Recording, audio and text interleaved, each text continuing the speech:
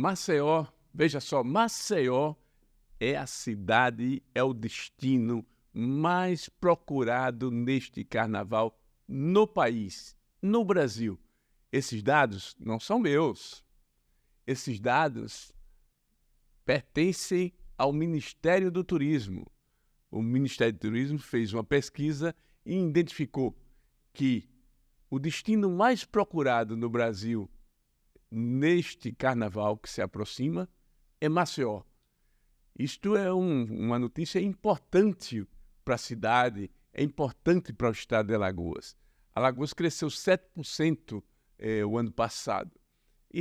Essa situação econômica e esse sentimento da maioria da população na busca de praia, lazer, sobretudo a praia, muita curtir o litoral, tem no destino final Maceió e as demais praias da região do estado de Alagoas, como Milagres e tantos outros, Barra de São Miguel, uma forma chamativa pela qualidade da região, pela água com uma temperatura excelente para o banho. Então, as praias de águas mornas que nós temos têm sido motivo de atração. E não isto é de agora. Por muitas décadas, muitos anos, Alagoas tentou mostrar ao Brasil isso que está acontecendo agora, que o destino das férias, do final de semana prolongado, era Maceió. E Alagoas está se tornando isso, não só a cidade, não só a capital, mas toda a região litorânea. São mais de 200 quilômetros de litoral, sobretudo essa parte norte que está sendo descoberta agora, depois já ao sul até a foz do Rio São Francisco, e tem mais, não é? Há um sentimento na própria pesquisa que 9 a 10, não chega a 10% da população que estão desejando turismo rural. Mais 50% quer curtir praias, quer curtir o litoral. Então, o litoral de Alagoas, com essa imensa parte do Rio São Francisco, a sua foz, tem sido motivo e chamamento para os habitantes desse país, para os brasileiros que estão procurando Maceió. Isso significa mais investimentos, possibilidade de novos empregos, novas oportunidades, ocupação, mexer realmente com a economia alagoana, que já o ano passado cresceu 7% e tende a disparar pelos empreendimentos, pelas iniciativas, pela preocupação que os alagoanos estão com esse caminho, obtendo principalmente pelos seus atrativos, pelos recursos naturais de Alagoas. As nossas praias não perdem para as praias do Caribe. Então, fica aí essa notícia tão importante, tão boa, não só para o estado de Alagoas, mas para os brasileiros que têm aqui um Caribe nordestino, que tem aqui o Caribe alagoano, representando aí nessa qualidade de praias como Maragogi, como Milagres, Barra de Santo Antônio, Paripueira, enfim, Maceió, Barra de São Miguel, né? E daí vai até Piaçabuçu, até a foz do Rio São Francisco, com o mar, nessa proporção enorme de possibilidades, de formas de lazer, de aproveitar muito bem o litoral, como, enfim, todos os brasileiros na própria pesquisa que o Ministério do Turismo realizou, comprovar a importância de se aproveitar agora esse período de carnaval. Olha, nós sabemos pela própria pesquisa que o primeiro destino é Maceió, o segundo é o Rio de Janeiro, nessa visão não na quantidade, mas na visão da procura, né? da cidade, da oportunidade com esses recursos maravilhosos, esses recursos naturais. Mas a primeira cidade é Maceió e depois vem o Rio de Janeiro e as outras cidades. Então, isso é um dado importante para você que quer se programar, fazer um novo caminho de lazer, aproveitar o carnaval e ver, inclusive, toda a história, não só também das nossas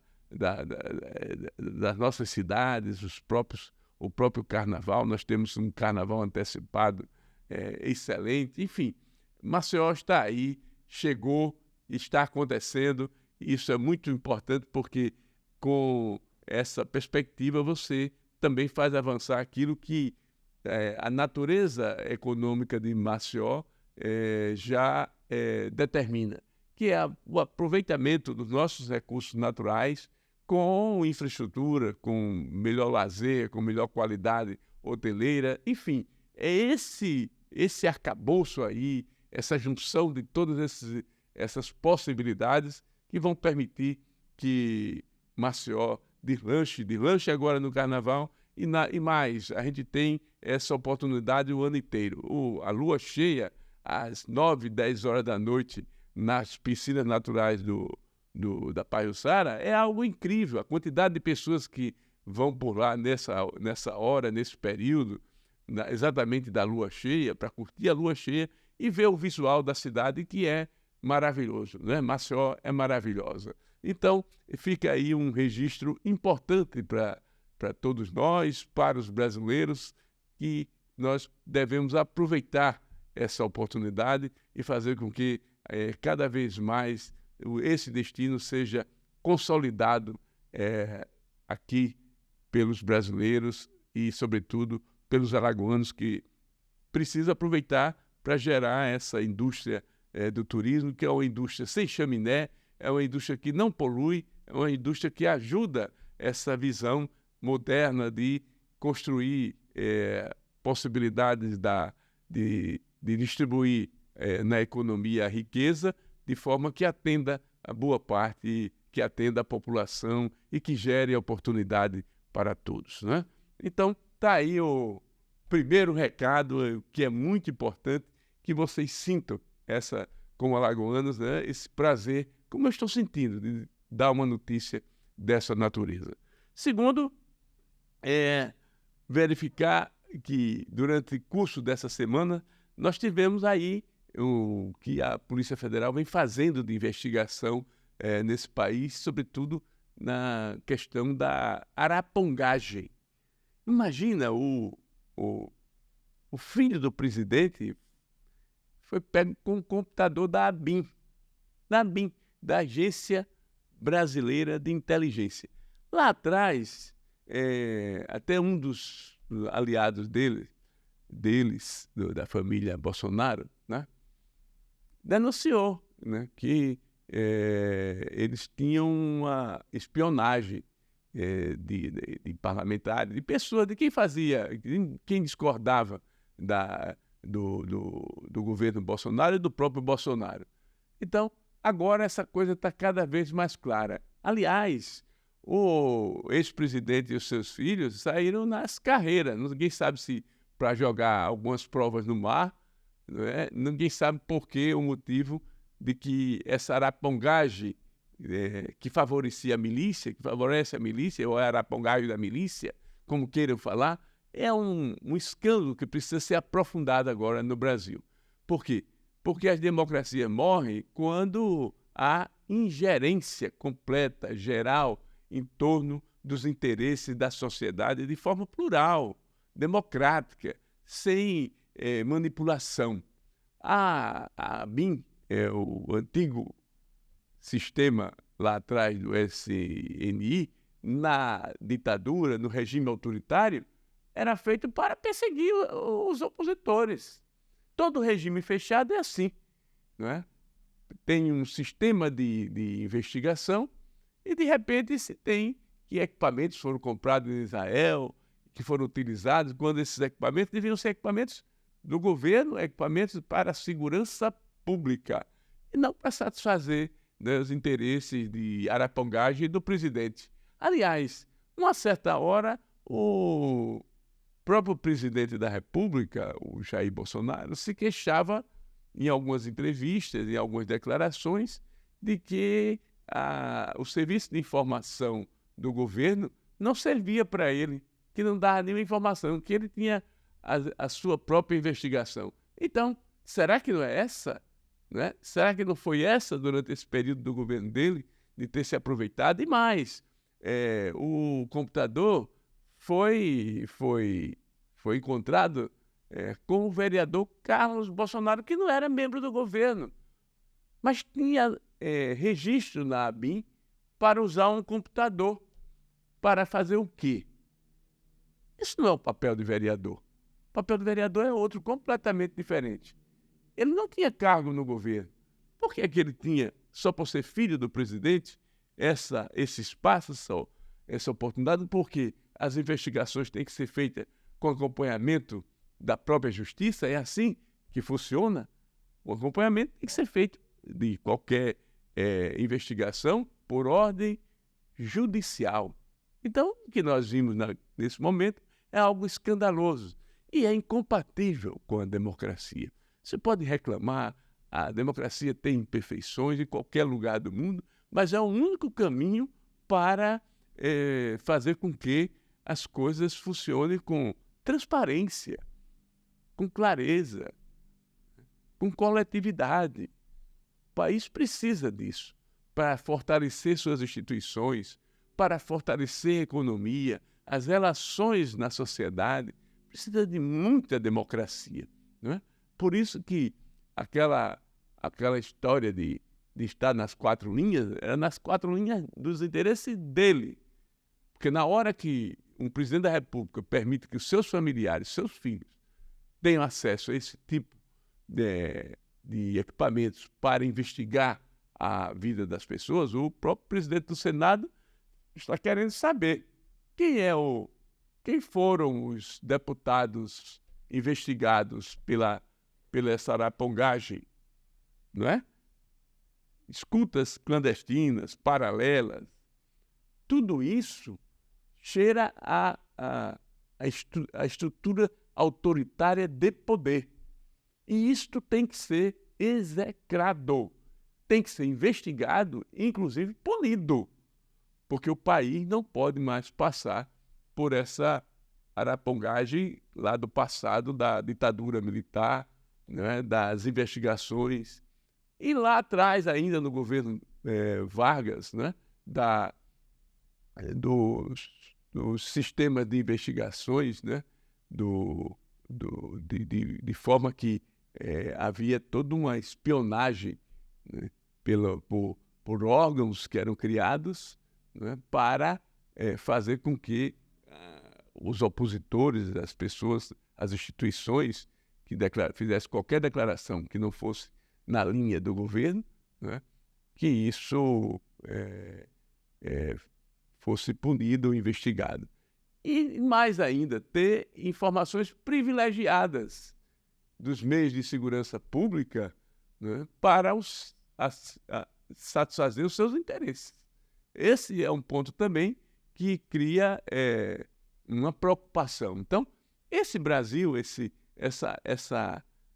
período precisa ser bastante esclarecido, porque se criou um movimento, inclusive, logo depois das eleições, de intervenção militar nesse país, de fazer sentar praça nas portas dos quartéis. E nós sabemos o que é que deu o 8 de janeiro.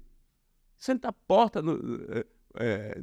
sentar cadeira, rede, todo tipo de movimentação que fizeram nos quartéis pelo país afora, pedindo a intervenção militar, né? Quando você tem ações, formas clandestinas, fora da lei, para se atuar com um poder paralelo no Brasil. Então, essas questões precisam de esclarecimento total. Nós não podemos ficar relegados apenas a um relatório da Polícia Federal para confirmar que Carlos Bolsonaro, juntamente com equipamentos da Agência Brasileira de Informação, né, tenha se utilizado desses equipamentos, inclusive na sua residência, montando uma arapongagem. É um araponga, né? Quem faz isso é araponga. Era os araponga no passado e no presente. Então, essa arapongagem precisa de total esclarecimento. E mais, essa fuga do barco, além de ser divertida, né? Porque quem não deve, não teme. Por que essa fuga? Foi para carregar equipamento e jogar e desovar no mar? Né? Por que foi?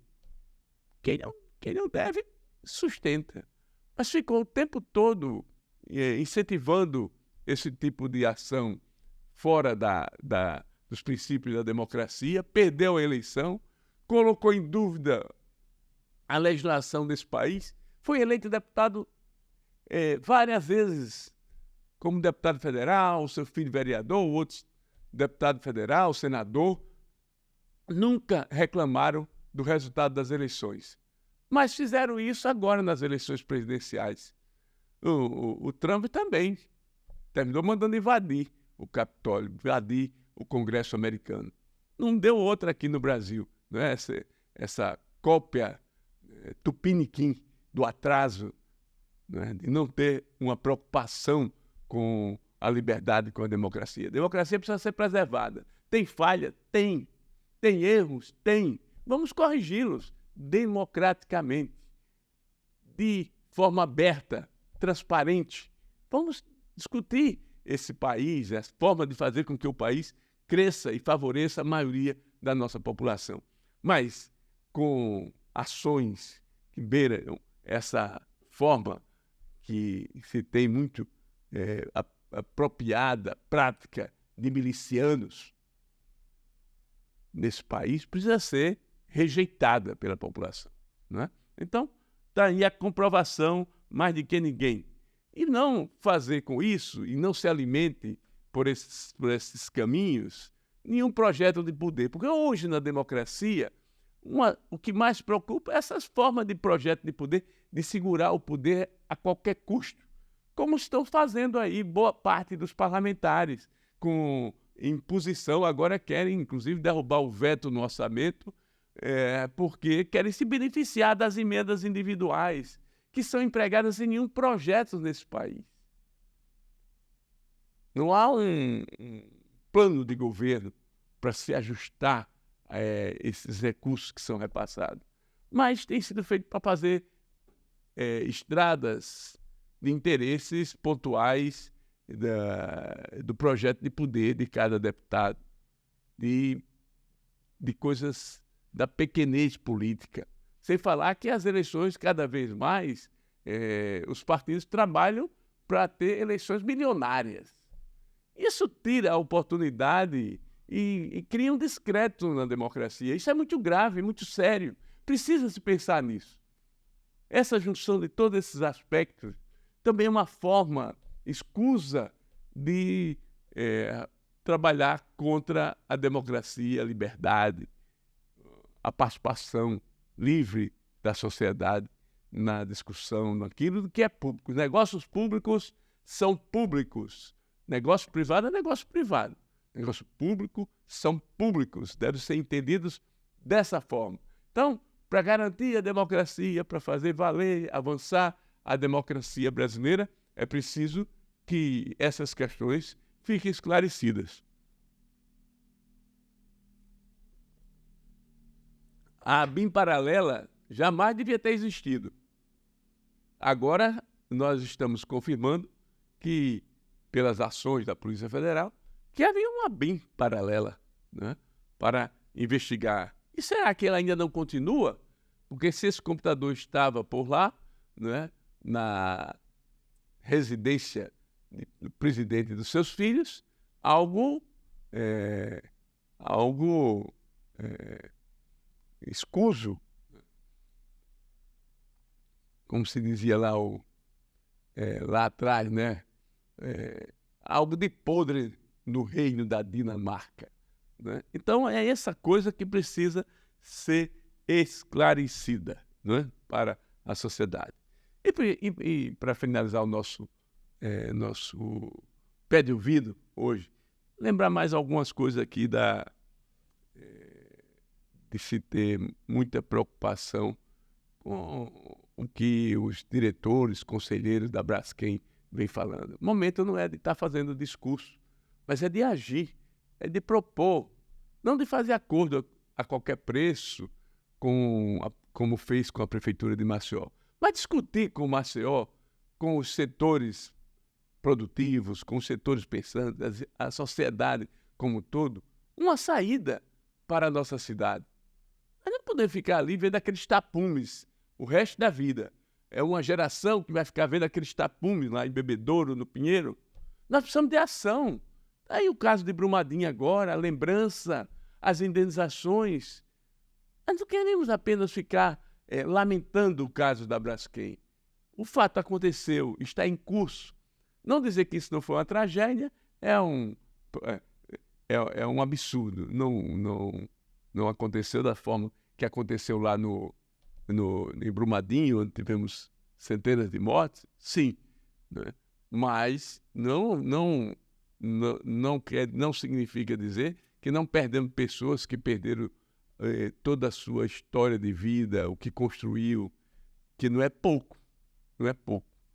Que compra o terreno, constrói a sua casa, cria um destino, uma vida para formar a sua família e, de repente, até o seu negócio ao lado, o seu empreendimento comercial, e, de repente, vê tudo isso ir de água abaixo, como muitos, como o exemplo, por exemplo, do senhor Coutinho. O senhor Coutinho tinha uma farmácia no Pinheiro, eu conheci muito bem. Na primeira semana que soube que tinha que sair do seu empreendimento, da sua casa, do seu trabalho, teve um infarto, foi embora. Infarto, morreu. O seu Coutinho morreu consequência dessa tragédia.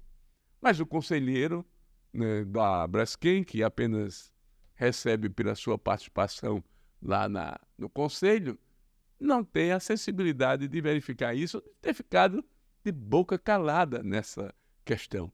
A Braskem precisa tomar a iniciativa, junto com o governo do estado, a prefeitura, para criar um projeto para ser essa superação, né, dessas questões todas.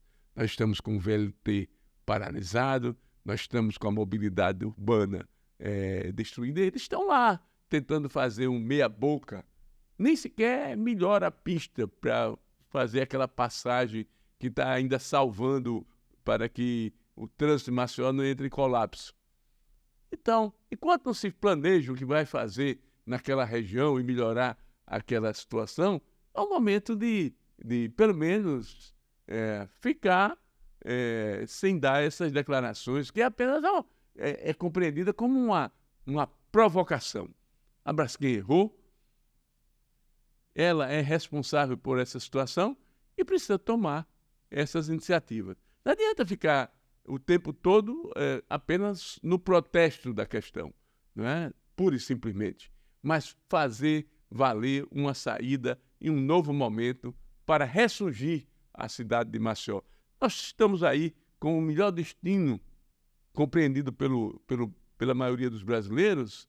Por que não entender daqui, e a própria Braskem, que nós podemos fazer do limão à limonada e refazer toda essa situação que aí está? Fica a lembrança aqui do Pé de Ouvido.